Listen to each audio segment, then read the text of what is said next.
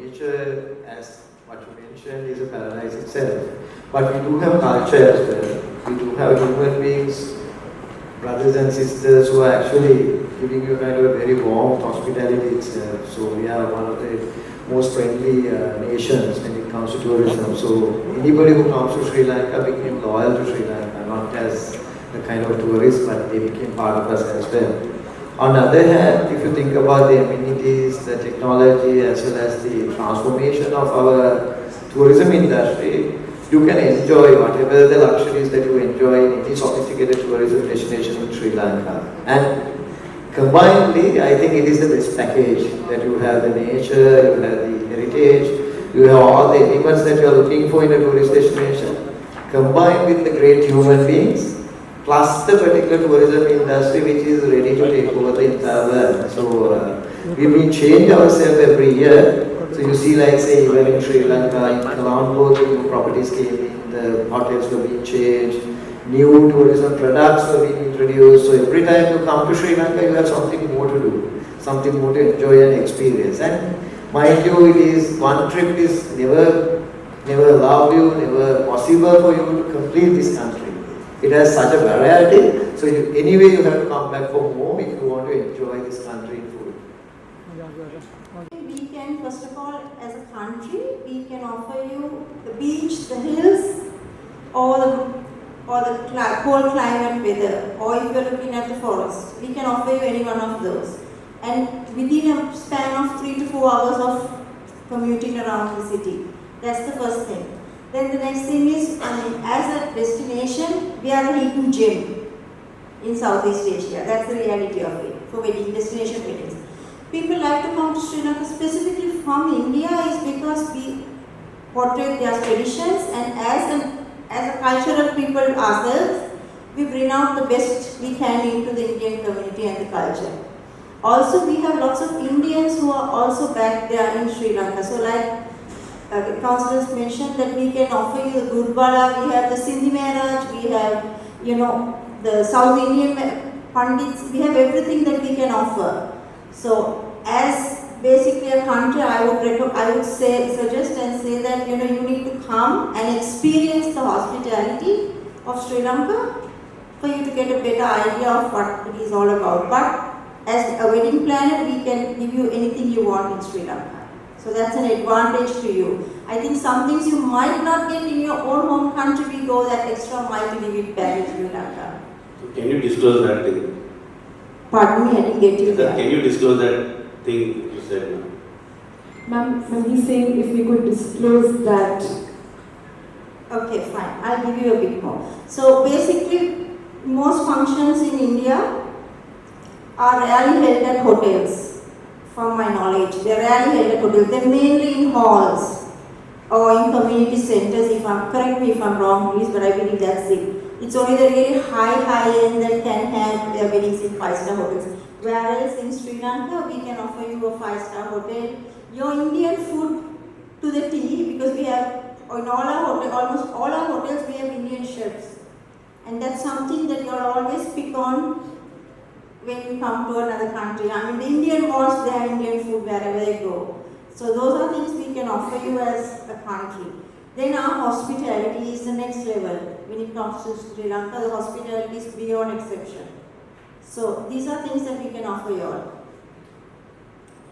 My last question to you all. World looks at India as a business wise also, with culture and everything. Why it took so much time for Sri Lanka to come to India and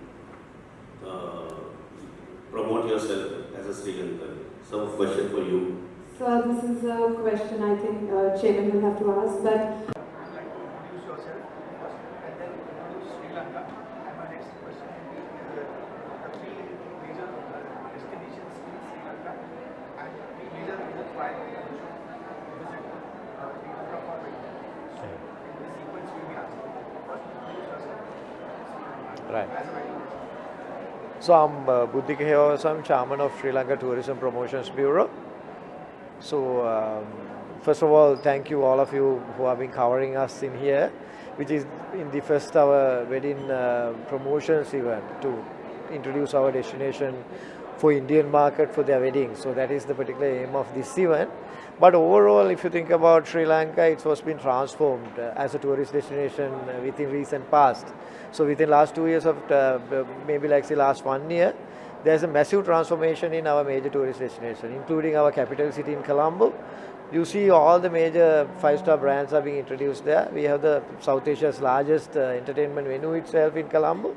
And we do have kind of new value additions in Colombo, more entertainment, more artists are being playing in Colombo, so we want it to be the entertainment hub.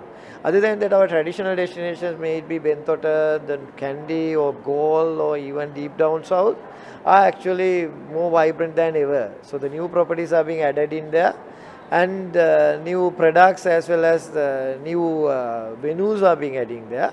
So if you think about Hambantota up till Galle, Mirissa, Valigama, those are very famous for water sports, even surfing and other kind of water-based activities and the sun and sand type of tourism. But now they are actually become extremely famous for wedding destinations as well, because of the scenic locations and also the particular properties with amazing landscape, amazing venues and things of that sort. And also right now I must emphasize the fact that the eastern province, which has one of the best beaches in the world, are open to the tourism. And we do have real good surfing season in Arugambe. Arugambe is one of the best surfing beaches in the world. So that's been having one of the best surfing seasons right now. It's been going on. And also Trincomalee, which is one of the most famous tourist destinations traditionally in past, is right now again gained the momentum. And Jaffna as well as the northern part of Sri Lanka, even right now covered by the cruise lines. Kodella is being covering Jaffna as well. And also many other kind of heritage tourism products are being introduced in Sri Lanka. So how many days do you think a wedding destination should be promoted for a couple or a wedding? Approximately how many days should be? And we had the opportunity, I think it's amazing experience for us as well. Very recently there is an Indian couple wedded in Sri Lanka, in deep down south. They had their wedding for 7 days. So there are ceremonies, over 750 numbers for 7 days. And averagely, I think any ceremony will be more than 4 days. So every traditional ceremony we are catering for 4 days. And even you want to have kind of intimate 1-day ceremony, make it more exclusive and memorable, we are being able to do that as well. How easy it is to get to Sri Lanka, the visa process and the connectivity? What are the flights, ships? I think from India, it is the easiest international destination to be reached. So every major Indian city is being covered by our flights.